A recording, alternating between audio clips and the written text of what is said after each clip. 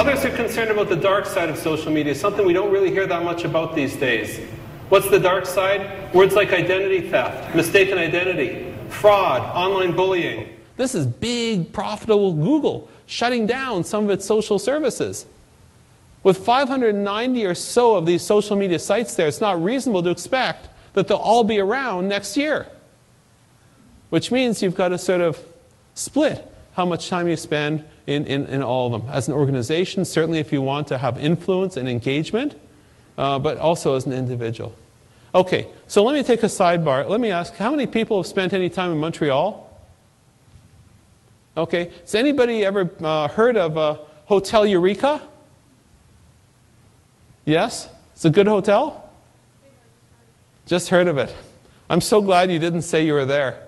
I asked the same question about a month ago to an audience. I had this slide in there as well, and somebody at the back of the room says, yes, excellent place, excellent place. How do I know about Hotel Eureka? My son, who's 19 and a half, he's in second year engineering at Waterloo. When he turned 18, he informed me that he and two of his friends were going to go on a cultural exchange to Montreal.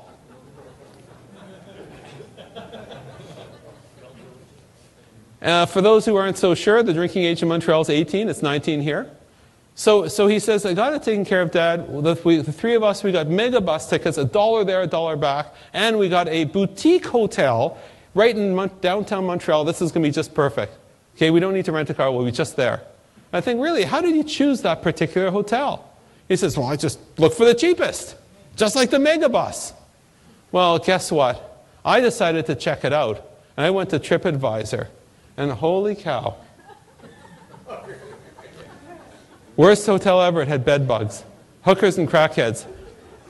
I said to him, you know something? It's fine if you want to go there with your friends. I just don't want more of those friends coming back with you into our house. My question is this to you. Do you think that Hotel Eureka cares about what people write? For the first time ever, we have an ear to the conversations that are happening out there. And we've got a choice to do one of several things. We could ignore it like Hotel Eureka. We could listen so we can learn. We could participate in the conversations that are out there, or we can host those conversations and perhaps influence them one way or the other. We've got those choices, but there isn't really a choice for a professional association, nor for policymakers. There isn't that choice. Okay. So just a couple other things, people ask me that all this time. When somebody says, do you want to be my connection? The answer often is, well, let me think about my policy. I just want to let you know that it's not just other people who are looking at your connections. It's also other computer systems, other websites. And these other websites look at your connections and they say, what's your reputation based on what you're doing and all these connections out there? Here's the typical one from LinkedIn, Golem Al-Mossadegh. I have no idea who that is, right? So I'm not going to say yes to him. And I'll tell you this is very, very important. Why? There's these sites, as I mentioned. One of them is Clout, K-L-O-U-T, the standard for influence. There's another one, Cred, K-R-E-D. The names don't matter. But I caught a call about a year and a half during the federal election from the Globe and Mail where they said, Mr. Craig, we noticed on Clout, Stephen Harper, who's got a Clout score of 75 out of 100, that's pretty good, lots of influence. We noticed that he's being unduly influenced by a particular person, and meanwhile I'm busy looking up to see what it is. And so I scroll down to the very bottom of my page, and way down there's a particular picture of somebody who is kind of scantily clad, and I click through to see what it says. And the reporter's saying, what does this mean that our Prime Minister is actually influenced by this person? Now I'm reading 18 plus, indie web mistress, massive contradictions, shameless hussy, it gets worse and worse. And if you click through it, yes, of course, it's a pornographic site. Okay, I said, listen, this is just a program that's making connections. That's all it is. It's just a program making connections. Really what we want to do is expect that the Prime Minister's office will just call them up and get them to manually clip it. But what we do out there makes a difference. It makes a difference to us as individuals. It makes a difference to us within the context of the communities that we operate in, our professional lives. And it also makes a difference as a profession as a whole. Because when somebody says, what does it mean to be an engineer? What does it mean to be a policymaker?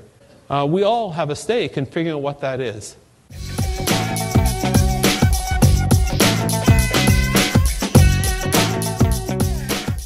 And that's such a great shift from just broadcasting, and you talk about that rather than just broadcasting your message, engage them, right? Because we're inundated with these messages, buy this, buy that, buy this, buy that. Well, and to tell you the truth, you know, 2 ears, 1 mouth, use them in proportion. Briefly. Imagine an interviewer or a hiring manager is looking at your page. Yeah. So you want to have a link to your profile on LinkedIn. You want to have some basic information about who you are. Imagine your quick elevator pitch, 1 paragraph, that's it. That's it. And just keep off, you know, debaucherous stuff and you know, like you want to keep off the stuff that you just don't want people to see if you were being interviewed by somebody. Indeed, if you were being interviewed. Right. Okay, great. Randall Craig, thank you so much. Glad to be back. Good.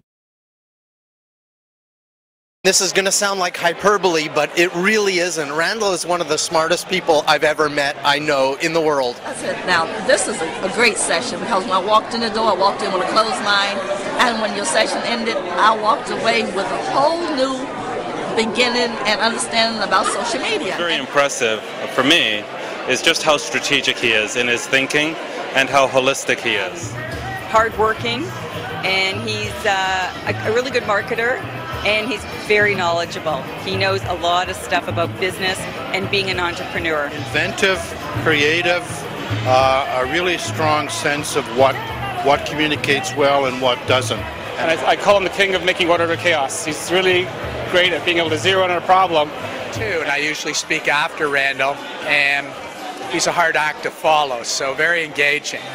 But I have nothing but good things to say about him, and I would recommend him to any company or any corporation. He is probably one of the most recognized and knowledgeable people in the field, and I would have absolutely no hesitation in recommending him completely without any reservation at all, because he's so great.